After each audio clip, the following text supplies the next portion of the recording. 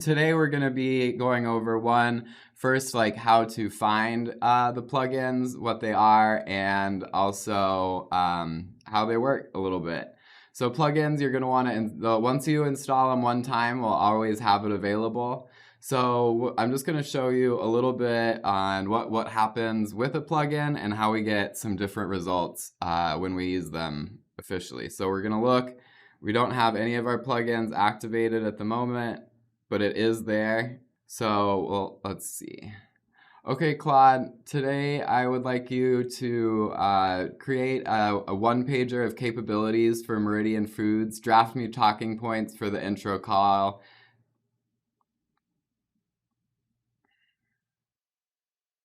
Great. So it's going to think, and it's just going to formulate a generalized response for us, but it's not going to be super detailed because we didn't really tell it the guidelines of how specific we want this to be.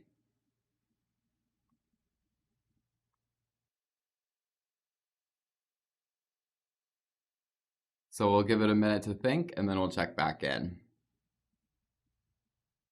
And you can create plugins like these for pretty much any area. We can go and look at these while it works. Let's go look at all of these other ones here. We can go. So we can go add. Let's go upload plugin. You can go add to marketplace or just browse the ones that are already built. So now you can see you can get ones for sales, productivity, finance, and we'll touch more into these as we progress in these different episodes as well.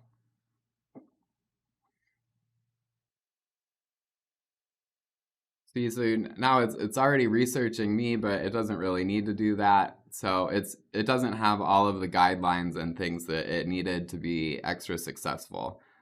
So it's still trying, and it's gonna make it for us, but it probably won't be to the standards that we're looking for. Now it's finished its researching, and it's building us the one pager now.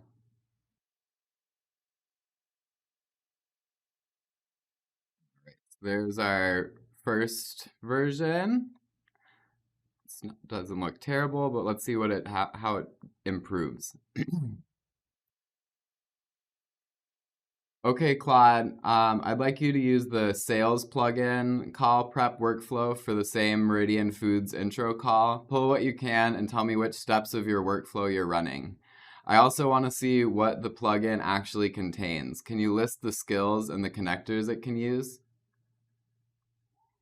So this will help us dive a little bit into the nuances, and then we can see a little bit under the hood of how it really works.